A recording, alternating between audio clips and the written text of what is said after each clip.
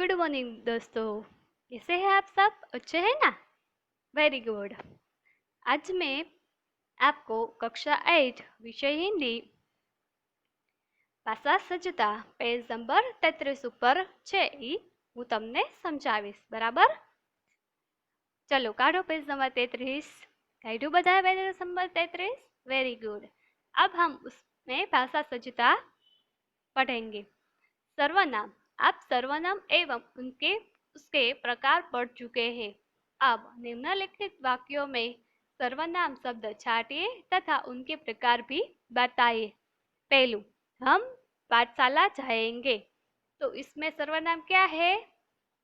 Very good, इसमें सर्वनाम हम है, तो हम वो पुरुषवाचक सर्वनाम होगा। बराबर। दूसरा, यह मेरी किताब है, तो यह निश्चित है, इसलिए यह है वो निश्चयवाचक सर्वनाम है। तीसरा, कोई आ रहा है, कोई वो सर्वनाम है और कोई अनिश्चितवाचक सर्वनाम है। चौथों, तुम्हें क्या चाहिए, उसमें तुम्हें है वो सर्वनाम है और पुरुषवाचक सर्वनाम है। यह मीना है जिसने कल गीत गाया था, तो यह और जिसने, इस वाक्य में यह और जिसने सर्वनाम है और सर्वनाम संबंधवाचक सर्वनाम है। छठू, मैं स्वयं चला जाऊंगा, तो उसमें मैं और स्वयं सर्वनाम है। मैं है वो पुरुषवाचक सर्वनाम और स्वयं है वो निजवाचक सर्वनाम है। बराबर दोस्तों, आपको समझ आ गया ना? अब पेज नंबर 34।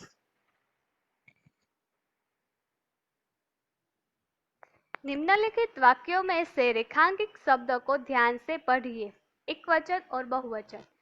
एक वचन, मैं कल गाँव जाऊंगा, तो हम कल गाँव जाएंगे।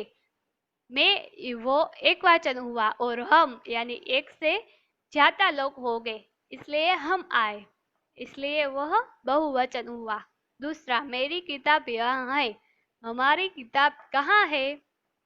तीसरा, उसे कल बुखार था, उन्हें कल बुखार था। यह कौन है, ये कौन है? पांचवू, तुम्हें क्या चाहिए, तो सॉरी तुझे क्या चाहिए, तो तुम्हें क्या चाहिए। तो इस दोनों में कौन सा फर्क है? तो एक है वो एक वचन है और दूसरा है वो बहुवचन है। उपयुक्त रेखांकित शब्द में मैं, मेरी, उसे, यह, तुझे वो सर्वनाम के एक वचन के रूप है, जबकि हम, हमारी, उन्हें, ये और तुम्हें वो उनके बहुवचन के रूप है। कोष्ठक में दिए गए सर्वनाम को के उचित रूप से रिक्त स्थानों की पूर्ति कीजिए। पहला, यह कार्य खाली जगह नहीं हो सकता, तो मैं सर्वनाम आया है उसको उचित रूप से हमें लिखना है। तो वाक्य बनेगा, यह कार्य मुझसे नहीं हो सकेगा। मैनू हूँ थયું तो के मुझसे। बराबर। अब दूसरा, पापा ने खाली जगह बुलाया है तुम, तो हमें उसका उचित रूप से लिखना है, पापा ने तुम्हें बुलाया है। तुम नहीं थयो तुम्हें। बराबर। तीसरा, जो लड़की वहां खड़ी है, मैं खाली जगह नहीं जानता, तो वह आए पूछे, तो वह नहीं जानता, ऐसा वाक्य नहीं बनेगा, इसलिए जो लड़की यहाँ खड़ी है मैं उसे नहीं जानता, यह वह नहीं थયું उसे। बराबर। चौथा, लगता है खाली जगह मेरी बात अच्छी नहीं लगती, यह, तो हम यह लिख कर बनाएंगे तो अच्छा वाक्य नहीं बनेगा, इसलिए लगता है इसे, यह नहीं थયું इसे, यह लगता है कि इसे मेरी बात अच्छी नहीं लगती। पांचवू, यह काम खाली जगह लोगों ने किया। कौन, तो हमें कौन नु उचित रूप से लिखना है, तो यह काम किन लोगों ने किया। बराबर ना दोस्तों, आपको ये समझ आ गया ना? हाँ, समझ आ गया। अब हम पुनरावर्तन 1 पेज नंबर 35। इसमें है कि प्रश्न नंबर पहला, इन शब्दों को शब्दकोश के क्रम में लिखिए।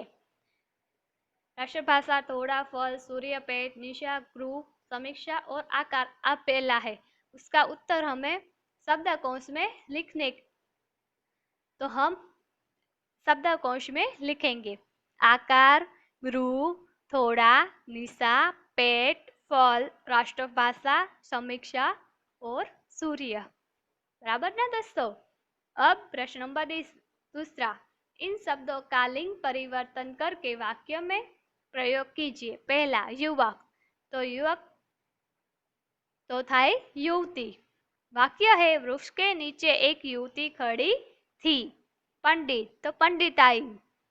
उसका वाक्य है, पंडिताई मिलने के लिए हमारे घर आई थी। तीसरा, छात्र, तो उसका छात्रा। तुम किस स्कूल की छात्रा हो? अध्यापक, तो अध्यापिका। हमारी अध्यापिका बहुत अच्छा पढ़ाती है। डॉक्टर, तो डॉक्टरनी। ये हमारे गांव की डॉक्टरनी है। माली, तो मालिन। मालिन सुंदर मालाएं बनाती है। बराबर। अब प्रश्न नंबर तीसरा, निम्नलिखित शब्दों के वचन परिवर्तन करके वाक्य में प्रयोग कीजिए। मूर्ति, तो मूर्तियां। मंदिर में सुंदर मूर्तियां थी। दिशा, तो दिशाएं।